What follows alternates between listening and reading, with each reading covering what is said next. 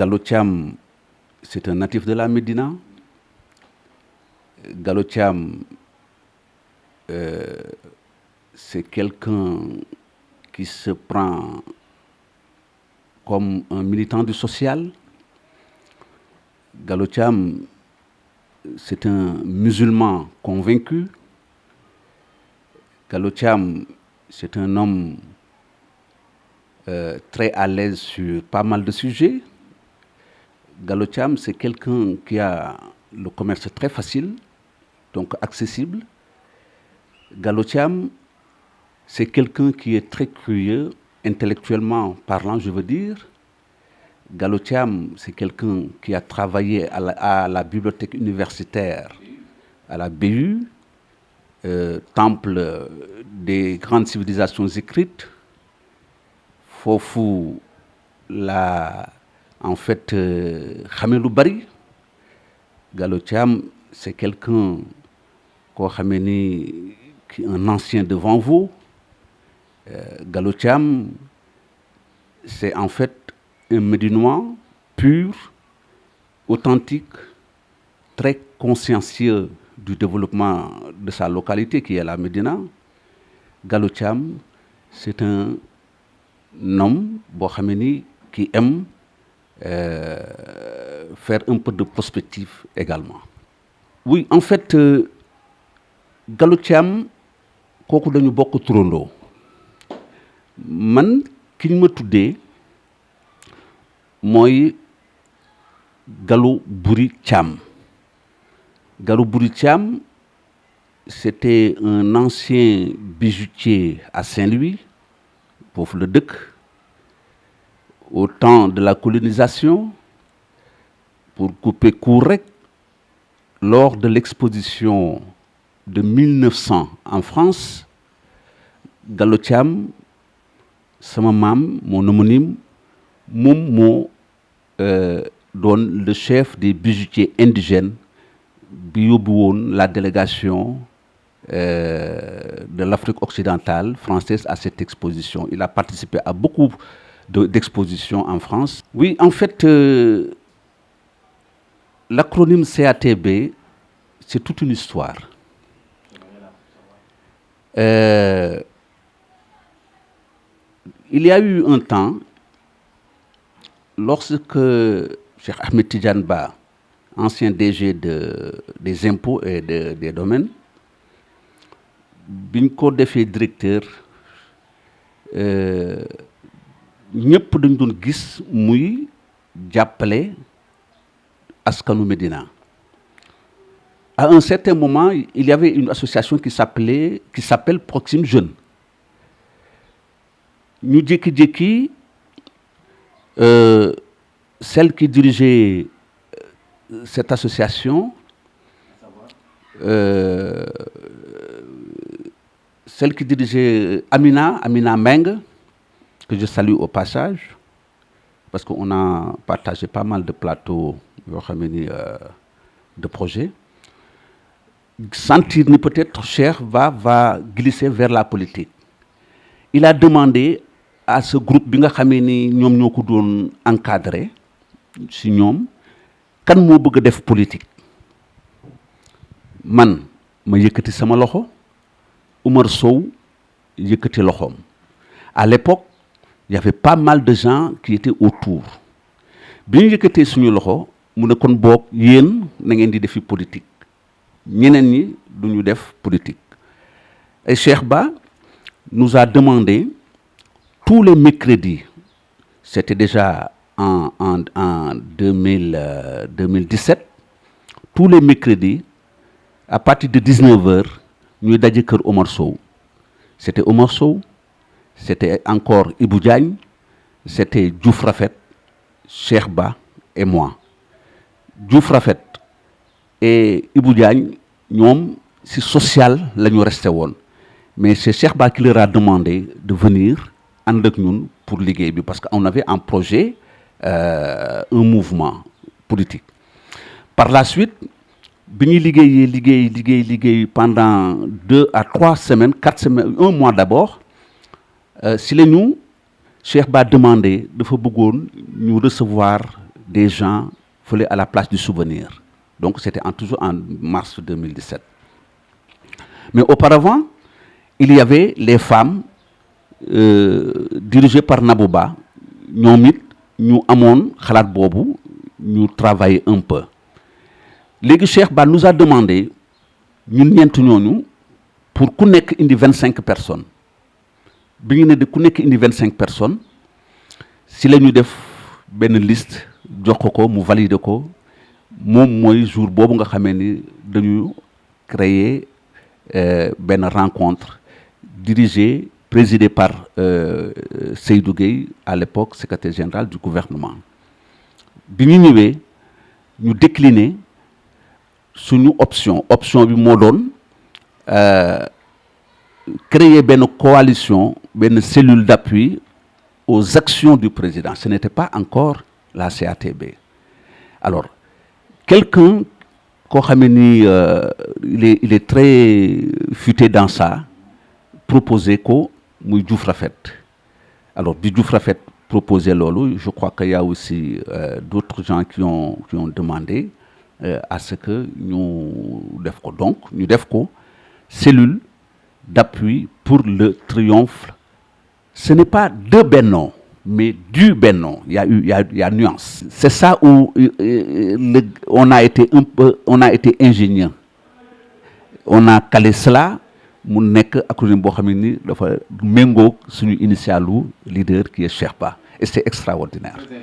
Une commune, c'est un maillon de l'organisation territoriale. Une commune, c'est un maire, une commune, c'est des conseillers. Mais ils ont mission apporter l'épanouissement, apporter le bonheur matériel, économique aux populations. Mais je crois que projet bourré c'est pour mettre à profit ben terrain à la jeunesse médinoise. Je crois qu'il fallait tout au début impliquer toutes les personnes, ressources, les associations, tout le monde. Projet B, ce n'est pas le projet du maire, ce n'est pas le projet du conseil municipal, c'est le projet de la commune. Ça n'a pas été le cas? Non, ça n'a pas été le cas parce qu'en fait, nous sommes des natifs de la Médina. Même si toutefois que nous trop les délibérations, mais ça devait être l'objet en fait d'une discussion, ça devait être l'objet d'une concertation beaucoup plus large, à telle enseigne que tous les Médinois dinañ leen informer ba nga xam ne ku si nekk di nga mën a xam ni voilà le projet. Mais subitement, quand il y a eu un collectif de jeunes boo xam ne dafa porter le combat, mais c'est tout légitime. Terrain bi nag du terrain maire, ça je le dis. Terrain bi ak loo mën a signer un partenariat ak qui que ce soit. Parce que si ce partenariat doit être rentable, ce n'est pas au profit de la commune, mais au profit des gens qui ont utilisé. Parce que le document que j'ai lu, 12 millions par année, ça c'est... Oui, le contrat, oui, j'ai vu le contrat. 12 millions par année, même ce fait que le promoteur c'est un terrain qui n'a pas excédé au promoteur, mais tout ça, ça devait être l'objet d'une discussion. Parce que souvent aussi, comme je l'ai lu quelque part, le manque d'information, effectivement, c'est un obstacle. Généralement, on doit convier, le conseil municipal doit convier les personnes ressources, au-delà de la coloration politique, les personnes ressources pour nous mener assister. C'est vrai que ce fait que nous en tant que Médinois dégg nga ko war nga mën a dem, mais am na loo xamee ni quelqu'un qui est contre le maire, sa vision, soo ñëwee toog, oui, tu es une personne déclarée non, oui, voilà, persona non grata. Alors que ça tel ne devait pas être le cas, parce que La commune est un patrimoine. Mais malheureusement, ici à la Médina, les chapelles politiques ont tout divisé. Il ne suffit pas même de gagner l'élection, nek ci bop mairie, mu nek lo xamé ni c'est une chambre à coloration politique. Ça, c'est pas bon. Bamba Fall du adversaire. Malheureusement, fi amna ay xalaat yoo xam ne soo ko posé toujours dañ lay diaboliser alors que il n'est pas un adversaire. Il détient par devers lui un patrimoine boo xam ne man dam si bokk am naa si xalaat bi du ma saaga ñëpp ñu gis samay contribution c'est des contributions yoo xam ne ni soo ko xoolee bu baax di nga xamee ni lu am solo la. Il m'est arrivé un jour de faire un papier sur la décentralisation piétinée. Mais j'ai été l'objet de toutes des injures. Injures, parce que j'ai senti à un certain moment, ils ont pensé que la commune est leur bien, que la commune est pour un clan, que la commune, alors que c'est un droit légitime de demander au maire, de demander au conseil municipal que nous dañu bokk ci affaire. Mais Bamba Fall, il n'est pas un adversaire. On a quelque part cheminé, du waxtaan, du discuter par rapport à yenn. Mais quand j'ai été avec Cheikh Ba, là où oui, beaucoup de problèmes fofu là. Non. On n'a jamais travaillé à la commune. On n'a jamais travaillé à la commune, mais il y a de cela, je crois que les 100 ans, je crois, 90 ans de la Médina, amon nañu benn mouvement boo xamee ni dirigé par Ababacar Mbaye, ñu dem vers lui. On a les 72 heures de la Médina. Effectivement, parce que comme c'était le maire de la Médina, il m'est arrivé aussi, à un certain moment, quand j'étais le secrétaire général d'une association solidarité avec les enfants, avec Idriss Ndiaye, il a donné effectivement à l'association, et je précise bien à l'association, 200 000 francs dont ma demande récupéré du Kowon. Donc, mais on n'a jamais travaillé sous les mêmes couleurs politiques. Non. Donc, moi, je pense que le problème du Estade Bidal, du Estade Rebes rek, du Estade Médina rek, mais Estade Dakar, c'est pour les jeunes de Dakar. Donc, moi, je pense qu'il est important que depuis 2009, les jeunes de Dakar attendent nous délo len terrain bi. Je crois que là c'est le moment où oui, comme dans toutes les compositions politiques, dans toutes les organisations politiques, ça il y a des hauts, il y a des bas, il y a des querelles de clochers, il y a des positionnements. Je ne dis pas des problèmes de positionnement, mais peut-être des problèmes de vision également. Léthargie, je dis non. Peut-être nous savons ni CATB de fonctionner. CATB, ce n'est pas l'orthodoxie des organisations politiques. CATB, nous avons organisé les cellules.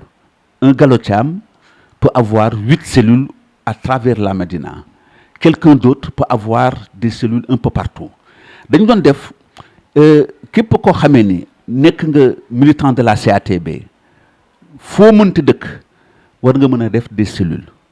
Alors, c'est pour cela que souvent, quand j'entends dire que nous, Cheikh Ba yep amuñu base politique, moi je dis que non. Par exemple, da nga ñëw à la rue 10, di nga fa fekk un Gallo-Thiam. Di nga dem à la rue 29, di nga fa fekk un Douga Niang. Di nga dem à la rue 8, di nga fa fekk un Abou Diop. di nga fa di nga dem à la rue 31 fekk fa un Ibou Diagne nga dem à la rue 33 fekk fa un Cheikh Mbacké mais ñooñu ñëpp ku si nekk am nga affinité si koñ boobu nga xam ne da nga fa dëkk koñ boobu nag soo fa dëkkee di fa def lu baax koor su jotee nga ñëw def fa tabaski su jotee nga ñëw def fa ku feebar nga ñëw def fa am na loo xamee ni forcément soo ñëwee di nga mën a jël les devants parce que koo woo dina la wuyu si donc ñun noonu la ñu organiser donc au niveau de la Médina de l'avenue Blaise Diagne au pont de Gueule Tapée de la gendarmerie en passant par Centenaire Gibraltar ba ñëw Corniche koñ bu si nekk je dis bien am nañ fa un militant boo xamee ni lu mu bon su fekkoon ni mën na indi à lui seul 20 personnes dina mën a indi 20 personnes et nag koñ bu nekk war nañ fa mën a am 6 à 7 personnes yoo xamee ni ku si nekk soo indee 15 personnes voyez-vous ce que ça fait sur les 71 je crois rues de la Médina fu nekk CATB am na fa au minimum 5 personnes yoo xam ne ku si nekk mën nga indi lu mu bon 10 wala 20 personnes